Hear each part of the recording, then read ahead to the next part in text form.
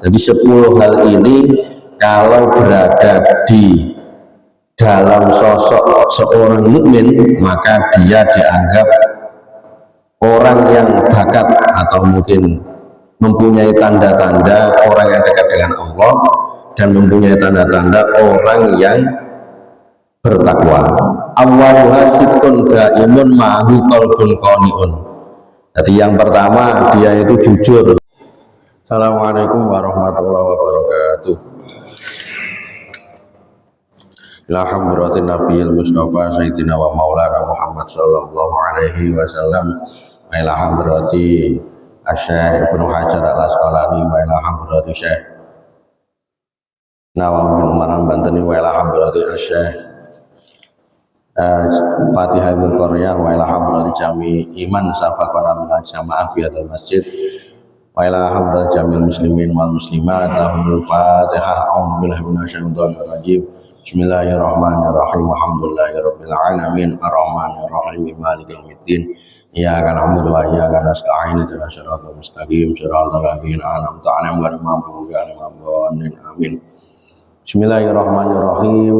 Allahumma zidna ilman wa fahman ya kashifal mushkilat ikshif annal hujub an wujihadil ma'ani hatta naqali ala khawfiyati hadil mushkilat wa hafadna minal khata' wa dhalam fa anta muwafiqu kulli amrin wa anta alamul ghuyub. Innal ladzina yashtaruna bi ayati llahi thamanan qalila ulaika la khalaqa fil akhirah rabbi shrah li sadri wa yassir li amri wa hlul 'uqdatam min lisani yafqahu qawli. Rabbi shrah li sadri wa yassir li amri wa hlul 'uqdatam min lisani yafqahu qawli. Rabbi shrah li sadri wa yassir li amri wa hlul 'uqdatam min lisani yafqahu qawli. Bismillahirrahmanirrahim. Wa qala Abu Bakr As-Siddiq radhiyallahu anhu, ma min abdin razaqahullah asyra khisalin illa waqad naja minal afat wal ahad kulliha. Jadi Sayyidina Abu Bakar As-Siddiq, ya, salah satu khulafaur rasyidin ini nate dawuh bahwa tidak ada seorang hamba yang diberikan rizki 10 perkara kecuali atau melainkan dia ini akan terbebas dari mara bahaya. Wasara fi darajatil muqarrabin, dan dia akan naik derajat menjadi orang yang dekat dengan Allah Subhanahu wa taala. Wanala darajatal muttaqina, dan dia akan mendapatkan derajat orang-orang yang bertakwa. Jadi 10 hal ini kalau berada di dalam sosok seorang mukmin, maka dia dianggap orang yang bakat atau mungkin mempunyai tanda-tanda orang yang dekat dengan Allah dan mempunyai tanda-tanda orang yang bertakwa. Awwaluha sidqun daimun ma'ahu qalbun qani'un. Jadi yang pertama dia itu jujur dalam segala hal disertai dengan hati yang menerima. Nah, kejujuran itu dimulai dari fasidqul lisan awwalus sa'adah. Dimulai dari ucapan itu sesuai dengan kenyataan. Sehingga dikatakan man qala sidquhu qala sadiquhu. Orang yang di situ kejujurannya ini sedikit, lama-lama dia akan kehilangan simpatik dari teman-temannya karena dia dianggap orang yang tidak sesuai antara ucapan dan pekerjaannya. Jadi bisa dilihat orang yang di situ circle atau pertemanannya ini menurun atau banyak orang-orang menjauh darinya itu ya rata-rata karena ketika dia itu mempunyai janji atau ketika dia memegang amanah, ketika dia niku berkata-kata atau berjanji dia itu tidak memenuhinya atau tidak menjalankan amanah. Nah, akhirnya lama-lama orang itu akan kehilangan simpati. Wasani sabrun kamilun mau syukrun daimun. Dan yang kedua, kenikmatan dari Allah Subhanahu wa taala kalau orang itu sabar dan bersyukur. Kalau orang itu sabar meskipun dalam keadaan miskin, maka dia tetap akan bisa menjalani kehidupannya itu dengan baik. Begitu juga ketika dia itu kaya, maka ketika dia ini sabar dan tidak gampang menghabiskan hartanya untuk hal yang tidak ada faedahnya, ya maka dia akan menjadi orang yang tidak jumawa atau orang yang di situ tentram hatinya. Jadi sabar itu bukan hanya bagi orang melarat, Pak, bagi orang kaya itu juga sabar. Bahkan dikatakan oleh para ulama, sabarnya orang kaya itu janjane lebih abot daripada sabarnya orang miskin. Soalnya sabar itu yang miskin itu Pak, paling dia mikir kepinginan-kepinginan sing hanya bisa dilakukan oleh orang kaya, dan dengan kemiskinannya itu otomatis dia itu bisa mengering keinginannya. Tapi coba kalau orang itu kaya, sing asale pingine niku mung pingin mangan enak, akhirnya kadang ngapunten dia itu akan melakukan kemaksiatan. Sing wis duwe bojo sitok kadang pengen nambah, gak duwe kesempatan untuk nambah bojo, akhirnya nggih menyalahgunakan kekayaannya untuk pergi ke hal-hal yang maksiat. Nah niki abot. Mulane nggih ngapunten, zaman Kanjeng Nabi niku banyak orang yang di situ lulus dengan keadaan sederhana atau miskinnya, tapi juga banyak orang yang tidak lulus di saat kekayaannya. Ini buatan zaman Kanjeng Nabi mawon, zaman nabi-nabi terdahulu nggih ngoten. Jadi zaman Nabi Musa niku wonten tiyang sugih namine Korun. Korun niku aslinipun tiyang melarat njaluk donga kali Nabi Musa. Lah bar njaluk donga akhirnya karena dia itu tersibukkan dengan kekayaannya, malih nganggep sing melarat-melarat niki tiang-tiang sing mboten bejaji, termasuk diantarane meremehkan Nabi Musa yang dulu mendoakan dia supaya menjadi orang kaya. Zaman Kanjeng Nabi Muhammad nggih wonten sahabat sing namine Sa'labah. Sa'labah niki ketika dalam keadaan miskin, sholat 5 waktunya itu aktif, jamaahnya juga aktif. Bahkan sampai diceritakan ketika sudah jamaah niku beliau niki mesti mboten nate wiritan. Sampai kali Kanjeng Nabi ditegur. Dan akhirnya beliau menjawab bahwa saya tidak wiritan ini keranten saking melarate Kanjeng Nabi. Ketika saya berjamaah di masjid, saya mempunyai sebuah jubah atau kain yang di situ dibuat gantian dengan istri saya. Lek kula niku medal griya ndamel klambi, istri kula niku udo teng jero omah. Niku saking melarate, Pak. Nek jaman sian niku umum ngoten niku. Lek jaman saniki nggih mboten wonten. Lah niku mawon ketika kaya, dia niku terlena sehingga wakilah dikatakan mati dalam keadaan suul khotimah. Jadi pada saat kekayaannya justru jamaah angel, ngetokne zakat nggih angel. Nah ini keranten apa? Keranten tidak mempunyai sifat sabar. Ya, selanjutnya wasalisu fatrun daimun mau zuhdun hadirun. Jadi orang itu kalau mempunyai sifat kesederhanaan, sampun merasa cekap, maka dia akan mendapatkan kenikmatan, yaitu nopo, hatinya akan tentram. Karena bagi orang mukmin itu ngomong penake ngoyo teng donya, prestasi di dunia niku sebenarnya bukan segalanya jika dibandingkan dengan di akhirat. Mulane pameten donya iku dilalai pun usaha napa mawon kok dereng saged di napa jenenge kersakaken Gusti Allah niku dados tiang-tiang sing sugih semisal. Ya seharusnya ilmu niki sing didamel. Nah niku ampun kecewa berat. Krana napa? Krana nggih niku dawuh Sayyidina Ali, ad-dunya niku halal wa hisabun wa haramuha adzabun. Wong dhewe niku enggak ada prestasi teng donya niku sak napa prestasi-prestasine niku nggih bakal dihisab. Kita punya uang banyak di dunia sebagai ukuran kesuksesan. Halalnya saja dihisab, apalagi sampai dihasilkan dari perkara haram. Itu malah sakit atau malah bisa menyebabkan kena azab.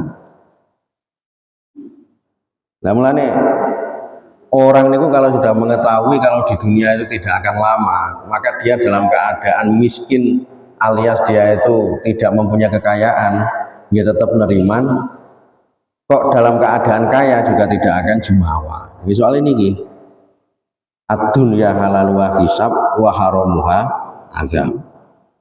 Lah sehingga Kanjeng Nabi niki dawuh ngeten, ya ma'syarul fuqara a'tullaha ridha min qulubikum tadfaru bi sawabi fakrikum. Lah ini Kanjeng Nabi sampun jamin niki ngitopi atau mengarahkan kepada orang-orang fakir. Wahai orang-orang fakir, lek awakmu iki wis kerja tutuk jeduk sundul langit niki cara ngomong basa Kedirine niki. Tutuk jeduk sundul langit wis pangga sakmono rezekimu. Ya tinggal sisakanlah atau mungkin bukalah pintu keridhaan. Ya sudahlah, harta itu boleh tidak didapat, tapi ridho itu jangan sampai hilang. Jangan sampai jadi orang yang mengeluh. Mengeluh maksudnya mengeluh sing mboten terima kali Gusti Allah, Pak. Lek mengeluh terimane weteng luwe niku nggih maklum, Pak. Soalnya nggih manusiawi. Mulane sambat niku wonten kalih. Sambat sing ala kali sambat sing dimaklumi. Nah sambat sing Allah niku napa? Lek sampai sambate niku berlebihan. Gak terima kali takdire Gusti Allah atau bahkan nantang takdire Gusti Allah niku mboten sae. Tapi lek sambat-sambat sing manusiawi, terus kaya weteng luwe niku mesti sambat. Terus napa kademen niki mesti sambat niku maklum, mboten napa-napa niku. Artinya napa? Sing dilarang utawa sing kali Gusti Allah niku ngengken ridho nggone tiyang-tiyang fakir niku napa? Ridho sing dadene aja sampai sambat nantang takdire Gusti Allah. Soalnya jenengan sambat model ngoten. Sambat boten sambat niku boten ngefek. Malah sambat niku lek nantang takdire Gusti Allah niku malah nambah dosa. Teng donyane wis gak oleh donya, gak oleh napa bondo, teng akhirate malah dosa krana sambat napa nantang takdire Gusti Allah. Terus ngoten. Ditambah malih mriki wonten jaminan ngeten. Tadfaru bi sawabi fakrikum wa ila fala. Dadi fakir ki ambane niku pun dados sesuatu yang memberikan pahala. Lah niki kula ngomong niku mboten damel tiyang sugih lho Pak. Tapi tiang-tiang sing sederhana ngoten. Nek tiyang sugih niku wonten ngilmune malih, amrih mboten sombong. Nek tiyang niku fakir niku mboten ateges mboten cita-cita, Pak. Tapi niku nasib nggih. Nek tiyang luwih teko cita-citane mesti pengin sugih, tapi dilalai kok pengin sugih. Kerja tutuk jeduk sundul langit pun dilakoni. Panggah ngoten lah sing didamel ilmu niki. Bahwa yang namanya fakir itu sebenarnya sebuah torekoh tersendiri atau sebuah pintu tersendiri untuk mendapatkan pahala dari Allah. Jadi sampai dikatakan tentang kitab tasawuf niki orang niku jane cara fakir nggih alhamdulillah wayahe. Keranten apa? Mboten usah wiritan nemen-nemen sing sifatnya sunnah, orang itu sudah mendapatkan jaminan pahala. Mulane teng akhirat niku sampai diceritakan binjeng niku bahwa ada orang-orang yang di situ mboten pati wiritan, mboten pati bijaji uripe niku. Nggih mboten celuk kiai, mboten celuk ulama, tapi kok mlebu surga dengan begitu mudahnya. Ternyata di saat orang-orang nang wiritan niku padha ketolak wiritane, wong fakir niku dilalai malah dengan mudahnya masuk pintu surga. Keranten napa? Keranten fakire ki ambak niku pun saged didamel torekoh utawa jalan orang niku atau dia mendapatkan tiket masuk surga. Bayangkan, cara dipikir-pikir niku tinggal kita menjalani saja niku mudah. Tiyang niku poso, cek kangelan menahan hawa nafsu, lapar dan haus. Lek niku tiyang niku salat sunnah, cek kangelan apa? Jengkang-jengking salat sunnah. Tapi lek fakir iki tinggal menjalani mawon meneng mawon niku pun angsal jaminan masuk surga. Tapi syaratnya nggih mboten angsal sambat sing sambate niku nantang takdire Gusti Allah. Ya pomo sambat nggih sambat sing manusiawi ngoten apa? Sambat kan duwe panganan, nggih mboten napa-napa. Manusiawi dasian. Warabi'u fikrun daiman mau batnun jae. Yang keempat niku napa jenenge senantiasa kita niku berpikir atau bertafakur diimbangi dengan perut yang tidak kekenyangan. Jadi sing mboten saya niku perut itu ketika kekenyangan. Karena apa? Karena akan membuat orang niku ketika kekenyangan ini berlebihan. Jadi tiang niku pikirannya tasik adil, tasik seimbang ketika nopo makanan yang masuk ke dalam perut juga tidak terlalu banyak. Ya cara standarisasi ini niku nopo? Ya pun lah makan itu sehari 2 kali mawon. Karena kalau banyak itu juga akan menyebabkan kesehatan ini bisa-bisa menurun. Napa malih pun umur 40 tahun ke atas. Pencernaan ini semakin lama semakin menurun. Otomatis makanan-makanan yang masuk itu juga dibatasi. Belum juga kalau orang itu banyak makan, pikirannya juga tidak akan seimbang. Karena ketika orang itu banyak makan, yang jelas untuk berpikir saja berat, karena dia akan tertuntut untuk ngantuk atau tidur. Terus ngoten. Nah mulai ini kalau sanjangaken ngeten dados teng napa iki jenenge kitab nikah niku dikatakan tafakkaru fi kulli syai'in wa tufakkiru fi dzatillah. Jadi bertafakurlah dalam segala sesuatu yang menjadi makhluknya Allah, akan tapi jangan bertafakur kepada zatnya Allah. Bahkan dikatakan lagi tafakkaru saatin. Jadi kita berpikir-pikir niki sebentar saja, berpikir-pikir kepada zat makhluknya Allah itu lebih baik daripada tadi khairun min ibadati sab'ina sanatan. Jadi lebih baik daripada beribadah 70 tahun. Maksudnya ngeten Pak, maksudnya Pak. Tiang ini oleh berpikir itu menimbulkan kesadaran. Kalau contoh akan ngeten, tiang awam sing mboten pati mikir niku lek ngarani ibadah niku mesti berat Pak. Subuh-subuh adem-adem ngeten sinten sing gelem budal. Tapi kalau lama-kelamaan dia menjalankan dengan istiqomah, mesti timbul dalam pikirannya, oh ternyata ibadah itu enak ternyata. Karena nopo? Ibadah itu bisa dibuat untuk menstabilkan, memanage waktu. Jadi orang itu biasanya bisa stabil pekerjaan duniawinya karena dia ajek di dalam ibadahnya. Nah, coba jenengan cara mboten salat subuh, ini kan mesti bangkong. Lek bangkong akhirnya kerjane nggih kleter. Kerjane niku bakal napa? Telat. Cara istilah Jawane kleter, telat maksudnya niku. Begitu juga orang itu beribadah. Kalau orang awam ibadah itu akan berat. Karena dia rumangsane pun sibuk. Dia itu sudah tersibukkan duniawi, masih disuruh untuk beribadah yang sifatnya ukhrawi. Tapi kalau orang itu berpikir, justru di saat orang itu bekerja kadang mengalami kerugian, dia tidak dianggap oleh orang-orang sekitar. Lah kok dia itu masih punya kesadaran untuk menghadap Allah, berarti tanda kalau dia itu masih diperhatikan oleh Allah Subhanahu wa taala. Terus ngoten. Itu kalau orang mau berpikir semacam itu. Begitu juga kalau ada orang niku sudah nopo iki kerja tapi dia itu masih miskin, maka kalau orang niku mboten ngerti ilmune, ya orang itu intinya nggih miso-miso mawon, Pak. Koyok-koyok nyalahne sembarang kali termasuk Gusti Allah niku disalahne. Tapi kalau orang niku berpikir didasari dengan keilmuan, asalkan saya itu sudah bekerja sebagai sunatullah, sebagai kewajiban dari Allah, saya itu sudah bekerja kok hasilnya itu tetap semacam ini, maka dia itu saya yakin akan punya pikiran bahwa di balik kefakirannya dia itu ada hikmah besar, yaitu nopo? Dia itu akan bisa mendapatkan ridho Allah dengan mudah. Tidak seperti orang-orang yang kaya. Terus ngoten. Lho niki mboten saged dibiasakan nalar niki kecuali kalau kita niki membiasakan berpikir. Mulane zaman Kanjeng Nabi niku kathah sahabat-sahabat niku sing ngapunten. Sing mboten sehat tapi ngibadahe ngalahne orang-orang yang sehat. Kados Ibnu Ummi Maktum.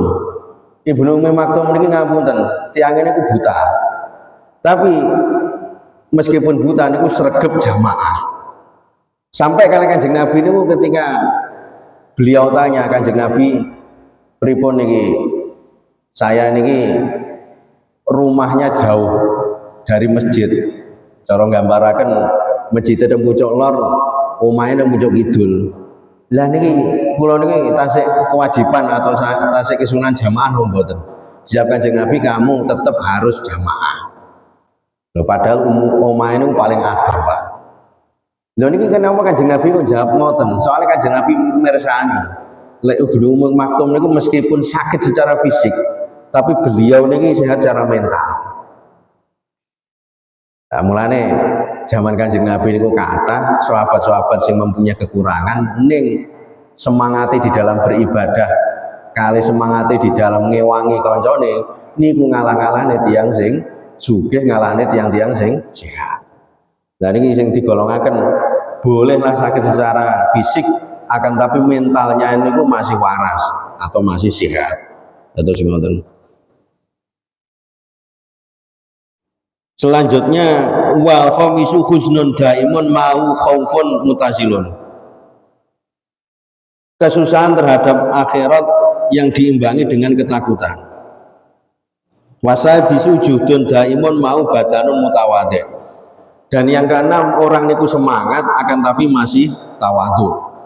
Jadi orang niku ketika semangat kerja niku potensinya adalah ambisi yang berlebihan sehingga menyebabkan sombong. Nah sehingga perlu diimbangi dengan tawadu. Artinya dalam urusan usaha kita harus ngoyo. Tapi dalam urusan hasil kita sepatutnya memasrahkan diri kepada Allah Subhanahu wa taala. Lah niki sing tengah-tengah niki. Soalnya wonten Pak, tiang niku modelnya kaya Mu'tazilah, meyakini bahwasanya segala sesuatu itu bukan dari Allah akan tapi dari hasil kerja kerasnya. Orang semacam niki potensinya nopo? Ketika dia niku tidak mendapatkan hasil dari apa yang dicita-citakan padahal dia itu ngoyo, dia itu akan napa iki jenenge terbunuh dengan kesusahannya. Begitu juga ketika dia mendapatkan hasil dari usahanya, dia akan menjadi orang sombong. Iki kados kaya korun, kados kaya salabah niku boten gelem ngibadah sehingga hartanya itu justru akan membunuh dirinya. Begitu juga mboten sae kalau kita niku sithik-sithik tawakal pasrah nggone Gusti Allah tanpa adanya usaha. Mulane zaman rumiyin niku Kanjeng Nabi nate namsilaken. Ada seorang sahabat niku pergi ke masjid bawa unta, terus niku bawa sepeda motor ngoten. Sampai ke halaman masjid, untanya itu tidak diikat. Terus niki pedhae mboten dikunci. Kali Kanjeng Nabi ditangleti, "Loh, lah untamu iki kok gak kok apa jenenge ikan, tidak kamu ikan." Dia menjawab kula niku tawakal kali Gusti Allah. Lah niki kadung jatahe kula nggih tetep selamat, lek jatahe maling ya wis berarti anjene nggih bakal ilang ngoten. Akhirnya Kanjeng Nabi diomongi ya gak ngono kuwi jenenge tawakal. Sing jenenge tawakal niku engkau berusaha untuk mengikat dulu baru kamu pergi ke masjid beribadah. Terus Kanjeng Nabi niku nggih mboten seneng, Pak. Kalau tiang-tiang niku sithik-sithik tawakal nggone Gusti Allah tapi mboten gelem usaha. Keranten apa? Keranten tiang niku dianggap ceroboh. Kalau tiang niku males. Nah sing bener niku juhdun daim wa badanun mutawaddi. Usahane sing bianter napa niku sing semaksimal mungkin baru urusan kita niki napa hasil niku urusannya kali Gusti Allah. Niki selaras kali Habib Umar Al-Hafidh niku nanti ditangleti. Tiang tawakal niku pripun? Cek amre imbang kali usaha. Karena kadang ada orang itu berambisi untuk usaha akan tapi dia itu tidak punya tawakal. Kados kaya tiang-tiang sing tiang-tiang barat niku. Yang barat niku kan kerjane kan utawa tiang-tiang sing non muslim itu kan kerjane kan nomen. Akan tapi mereka itu tidak punya iman. Atau seperti orang-orang Islam yang ngapunten, orang-orang Islam sing lemah dalam imannya, dia niku lebih baik jadi orang yang tidak terlalu bekerja memikirkan urusan duniawi. Akhirnya Habib Umar jawab ngeten, kalau petani nggih tanamlah bibit, pupuklah bibit. Kemudian ketika sudah ditanam, dipupuk sesuai dengan prosedur, baru kamu menyerahkan sepenuhnya kepada Allah Subhanahu wa Ta'ala. Kalau kamu seorang pedagang bakulan, ya kamu kulaan, kemudian jualah dengan mengambil keuntungan, dan mengambil keuntungan itu dengan cara tidak menipu, baru kamu pasrahkan kepada Allah. Artinya tetap tidak melupakan yang namanya usaha. Lek tanduran itu mek ditandur tok mboten dipupuk, wonten wereng mboten diobat, Pak. Terus ada tawakal. Nggih niku padha kaya tiyang niku niki wau, zamane Kanjeng Nabi budal teng masjid, unta mboten dicencak. Akhirnya napa? Wis ngoyo-ngoyo nandur, wis ngoyo-ngoyo golek unta. Tibake orang niku malah dilepaskan begitu saja. Malah mati tandurane. Lah niku salah. Jadi benar niku nggih juhdun daimun wa badanun mutawaddi. Jadi usaha maksimal mungkin, akan tapi badan kita tawadhu. Artinya masalah hasil dipasrahne karena Gusti Allah. Jangan sampai jadi orang yang tidak punya usaha sama sekali karena kita termakan keyakinan bahwa Allah segala-galanya. Ini salah. Bukan salah keyakinannya, tapi salah meletakkan keyakinannya. Salah meletakkan keyakinannya. Begitu juga jangan sampai menjadi orang yang usahanya itu maksimal tapi malah melalaikan dari Tuhan. Atas ngoten. Wallahu muwaffiq ila aqwamit thoriq. Assalamualaikum warahmatullahi wabarakatuh.